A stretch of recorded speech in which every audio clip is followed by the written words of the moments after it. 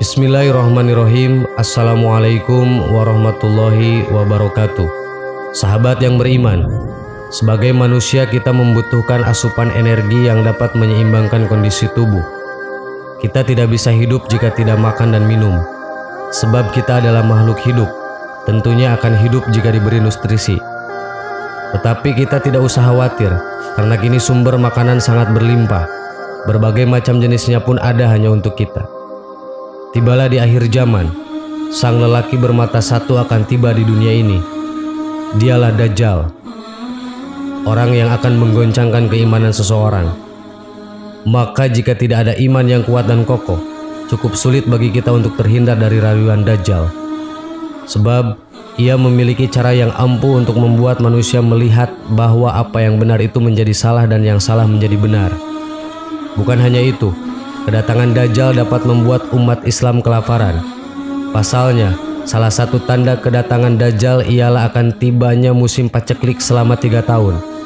Hal itu menandakan bahwa kita tidak akan merasakan rezeki yang berlimpah seperti saat ini, melainkan keadaan kekeringan, kelaparan itulah yang akan kita rasakan.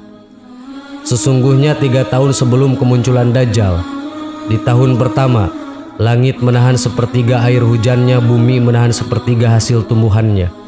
Dan di tahun kedua, langit menahan 2/3 air hujannya dan bumi juga menahan 2/3 hasil tanamannya. Dan di tahun ketiga, langit menahan seluruh yang ada padanya dan begitu pula bumi, sehingga binasalah setiap yang memiliki gigi pemanah dan kuku. Jika demikian, kita makan apa? Dalam hadis riwayat Ahmad, Asma berkata, "Akan tetapi mereka tidak mendapatkan apa-apa sehingga aku khawatir terkena musibah kelaparan. Dan apa yang bisa dimakan oleh kaum mukmin pada waktu itu?" Nabi SAW menjawab, "Allah mencukupkan kepada mereka dengan makanan yang diberikan kepada penduduk langit atau malaikat." Hadis riwayat Ahmad. Kita tahu bahwa malaikat itu tidak memiliki nafsu. Otomatis nafsu untuk makan dan minum pun tidak ada. Dan benar bahwa mereka itu tidak akan makan dan tidak pun minum. Apakah itu berarti kita pun tidak akan makan dan minum?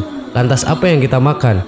Asma berkata, "Wahai Nabi Allah, bahwasannya malaikat tidak makan dan tidak minum." Nabi menjawab, "Akan tetapi mereka membaca tasbih dan mensucikan Allah.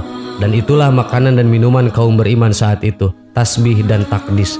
Hadis riwayat Abdur Rajak atau Yalisi Ahmad Ibnu Akasir. Sahabat yang beriman, hanya tasbih dan tasdiklah yang menjadi penguat kaum muslimin. Kita tidak akan merasakan bencana ini sebagai suatu masalah yang besar. Kita akan selalu yakin bahwa Allah selalu memberikan yang terbaik. Maka tidak akan ada kekhawatiran dalam hati kita atas apa yang akan terjadi selanjutnya. Amin. Wallahu a'lam. Assalamualaikum warahmatullahi wabarakatuh. Bismillahirrahmanirrahim. Assalamualaikum warahmatullahi wabarakatuh.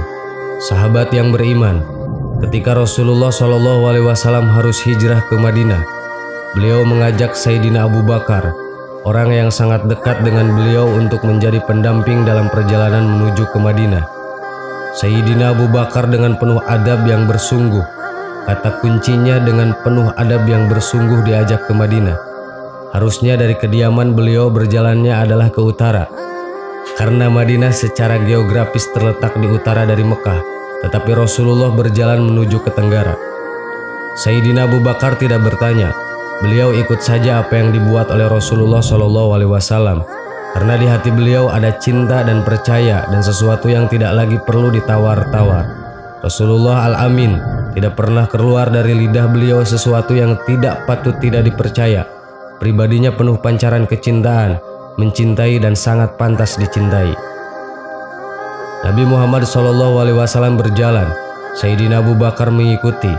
Ketika akan sampai 8 km dari arah Masjidil Haram, baru Sayyidina Abu Bakar sadar, mau istirahat ke Gua Sur karena sudah mendekati Gunung Sur. Sebelum Nabi Muhammad SAW memasuki gua, Abu Bakar dengan sigapnya mengecek dan menutup lubang-lubang yang ada di gua guna terhindar dari binatang buas. Di dalam gua, mereka sepakat untuk berganti berjaga. Dalam tidurnya, Nabi Muhammad SAW meletakkan kepalanya di pangkuan sang sahabat. Di dalam gua yang dingin dan remang-remang, tiba-tiba seekor ular mendesis keluar dari salah satu lubang yang belum ditutup oleh Abu Bakar. Abu Bakar radhiyallahu an menatapnya waspada. Ingin sekali ia menarik kedua kakinya untuk menjauh dari hewan berbisa ini. Namun keinginan itu ia tepis dari benaknya. Ia tidak ingin mengganggu tidur Rasulullah SAW. Bagaimana mungkin ia tega membangunkan kekasih Allah Subhanahu wa Ta'ala itu? Abu Bakar radhiyallahu an menutup lubang itu dengan salah satu kakinya. Lalu ular itu menggigit pergelangan kakinya. Tapi kakinya tetap saja tak bergerak sedikit pun dalam hening. Sekujur tubuh Abu Bakar terasa panas. Ketika bisa ular menjalar cepat di dalam darahnya. Abu Bakar tak kuasa menahan isak tangis ketika rasa sakit itu tak tertahankan lagi. Tak sengaja, air mata menetes mengenai pipi Rasulullah yang tengah terbaring. Rasulullah terbangun dan berkata, "Wahai hamba Allah, apakah engkau menangis karena menyesal mengikuti perjalanan ini?" "Tentu saja tidak. Saya ridho, saya ikhlas mengikutimu kemanapun," jawab Abu Bakar. "Lalu mengapakah engkau menangis?" tanya Rasulullah. "Seekor ular baru saja menggigit saya, wahai Rasulullah, dan bisanya menjalar begitu cepat ke dalam tubuhku." Lalu Nabi Muhammad SAW berbicara kepada sang ular itu, "Wahai ular, tahukah kamu, jangankan daging atau kulit Abu Bakar, rambut Abu Bakar pun haram engkau makan." Dialog Rasulullah dengan ular itu pun didengar pula oleh Abu Bakar As-Siddiq berkat mujizat beliau. "Ya hamba, mengerti ya Rasulullah. Bahkan sejak ribuan tahun yang lalu ketika Allah Subhanahu wa Ta'ala mengatakan, barang siapa yang memandang kekasihku Muhammad fi ainil mahabbah atau dengan rasa cinta, aku anggap cukup untuk memasukkan dia ke dalam surga Firdaus," kata sang ular. "Ya Rob, beri aku kesempatan. Aku ular, ingin memandang wajah kekasihmu fi ainil mahabbah," lanjut sang ular. "Apa kata Allah Subhanahu wa Ta'ala semesta alam? Silahkan pergi ke Gua Sur, tunggu di sana, kekasihku akan datang pada waktunya," jawab Allah Subhanahu wa Ta'ala. "Ribuan tahun aku menunggu di sini. Aku digodok oleh kerinduan untuk jumpa dengan engkau Muhammad, tapi sekarang ditutup oleh kaki Abu Bakar, maka kugigitlah dia. Aku tidak ada urusan dengan Abu Bakar. Aku ingin ketemu engkau, wahai Nabi Muhammad SAW," jawab sang ular. "Lihatlah ini, lihatlah wajahku," kata Rasulullah SAW. Dan sang ular dari Gua Sur pun memandang wajah Nabi Muhammad penuh dengan rasa cinta dan rindu. Selanjutnya tanpa menunggu waktu, dengan penuh kasih sayang, Rasulullah meraih pergelangan kaki Abu Bakar. Dengan mengagungkan nama Allah Subhanahu wa Ta'ala sang pencipta semesta, Nabi Muhammad mengusap bekas gigitan itu dengan ludahnya. Maha suci Allah, seketika rasa sakit itu hilang tak terbekas. Gua Sur kembali ditelan senyap. Kini giliran Abu Bakar yang beristirahat dan Rasulullah yang terjaga.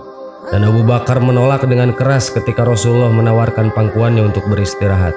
Tak akan rela dirinya membebani pangkuan penuh berkah itu.